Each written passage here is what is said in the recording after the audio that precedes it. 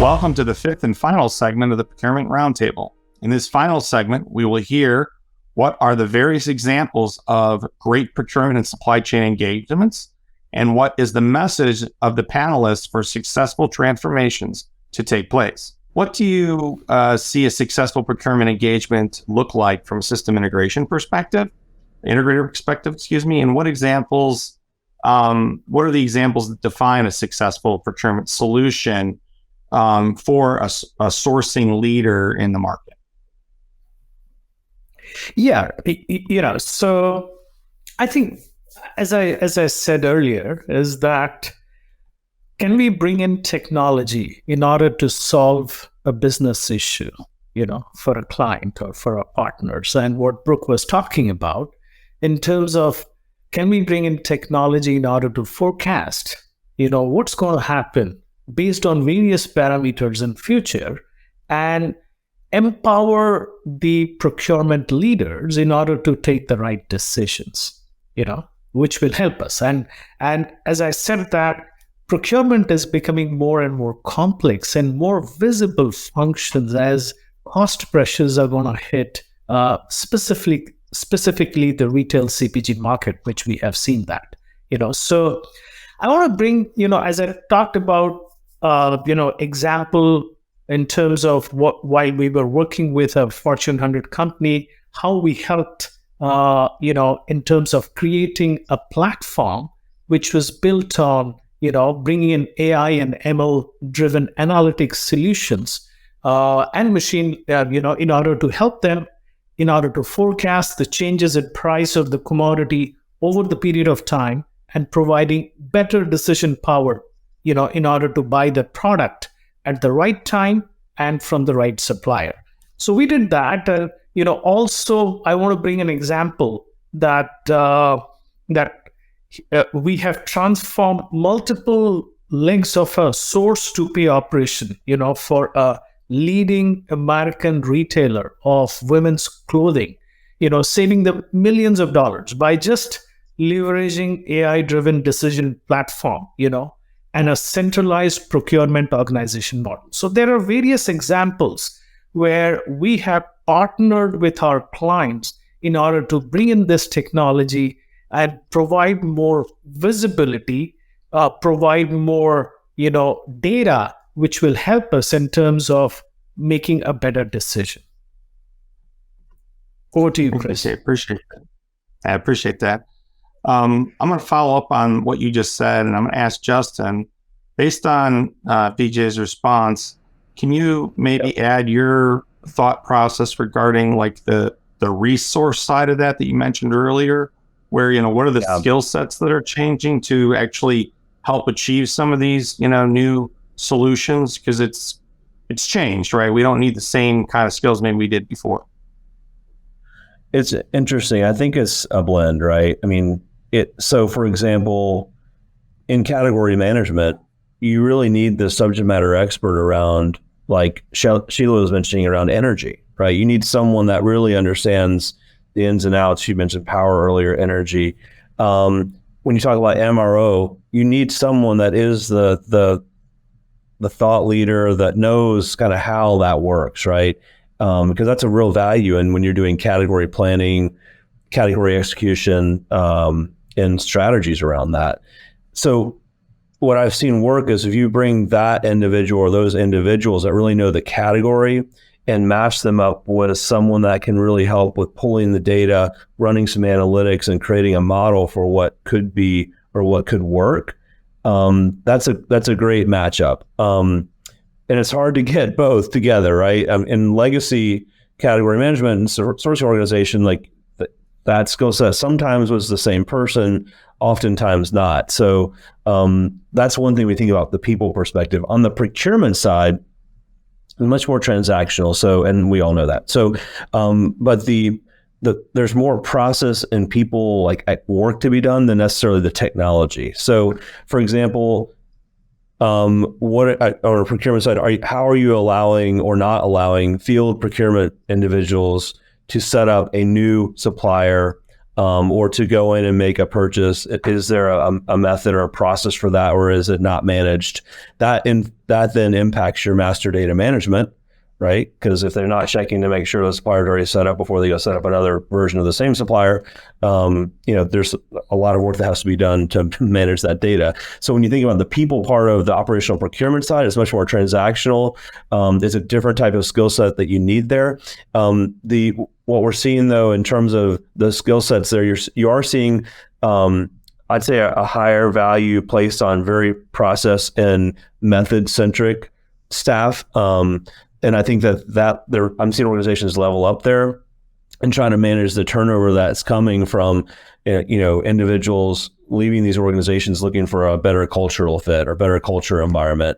And let's face it, sourcing and procurement, nobody cringe, but it can be boring or very much like black and white. And so you got to find ways to make it interesting or engage the staff in the process of innovation. And there is a lot of greatness to be found here. And I think that's where, if you can engage the team in that thinking and that method and process, you might lower your turnover rate and create an environment that, actually attracts some of the top talent. So anyway, hopefully that's helpful. That's good. I appreciate that. That's very insightful, Justin. I couldn't agree with you more. Terry, along those lines, what would you say that we would need to do to kind of make sure we deal with the talent shortage and the attrition levels that we see with people, to Justin's point, hopping from role to role? That's more of a cultural thing, and because we don't have maybe geographic limitations anymore, because everybody's working remotely, how do you see us handling those kinds of challenges? Yeah, there definitely is the talent shortage. I'm sure others have seen that as well. And the industry has changed. The technology has changed a lot in the past 5 years. Sheila mentioned software as a service being one of those, and that certainly has, with all the different SaaS technologies available, that's actually allowed us to fill in some of those gaps in our legacy systems that didn't offer those capabilities. But being able to staff that with people that understand the latest technologies and or can go out and learn those technologies, that's been certainly key for us. We've been very fortunate that we've been able to retain our staff, treat our staff very well. We give them the training opportunities that they need to learn these new technologies or to learn the new systems that we employ. But key to that is our staff retention and keeping them engaged, keeping them excited, so Justin, that they don't get bored with what traditionally is a pretty tedious and repetitive job. But that has certainly been a challenge and will continue to be a challenge going forward for us. Thanks, Terry. Appreciate it. And I think we all can relate to the labor problem, so to speak, right? Having dealing with it at some level and adjusting to it. We've actually had last year quite a bit of attrition when the pandemic seemed to ease up a little bit, when people were more comfortable moving around. But as much as it happened, we actually did succeed in what Justin said, in leveling up in some roles, because there was other talent available in the marketplace as a result. So sometimes that can work. Right. It just depends. But there's always that time consideration of getting the person up to speed in the culture of the company that, they're moving to. So thank you. Yeah. All right. One last question, and then we'll wrap it up. We'll go to Brooke. I said, what is your message for the global technology and solution leaders of the future to help the global procurement supply chain function become future ready and scaled for transformational activities? So I think the message is build in flexibility and build in resilience, and they're aspects of some of the same things. And to build on some of the points that people have been making and the topic of the Great Resignation, your people are part of that. You need to have depth in your bench. You need to have some resiliency in what kind of people you have. They need to be flexible and resilient themselves, We've all had to be incredibly resilient for the past couple of years, for sure. But the entire thing is one system. The people that are running everything, your partners, your suppliers, the technology that you're using to manage all of that needs to be a coherent system that at every point you can point to it and say, there is a place where we can tune this up or down. There is a place where if this breaks, we have something else that can fill that gap. And if you do that, you will be ready for anything the world throws at you in the coming years. That's what you need to be thinking about. How do I make this robust, flexible, capable? And if you've got that kind of resiliency, you better believe you're ready for growth. Because when the growth comes, the demand comes, then you use that resiliency to fill in your gap. And then you build out even more resiliency on top of that, using all the profits that you got from hitting that volume. So that resiliency, that flexibility is both day-to-day survival of the business and the foundation for the growth going forward. Appreciate it, Brooke. Thank you. All right, Vijay, finally back to you. Same question. What would be your message to the global business leader community? Yeah, I completely echo with what Brooke said, is that if you see how you can make this supply chain procurement function more robust, he talked about more flexible, more capable, and we have seen that with ever-growing complexity in the supply chain process. It is critical for retail CPG organization in order to reinvent their procurement functions.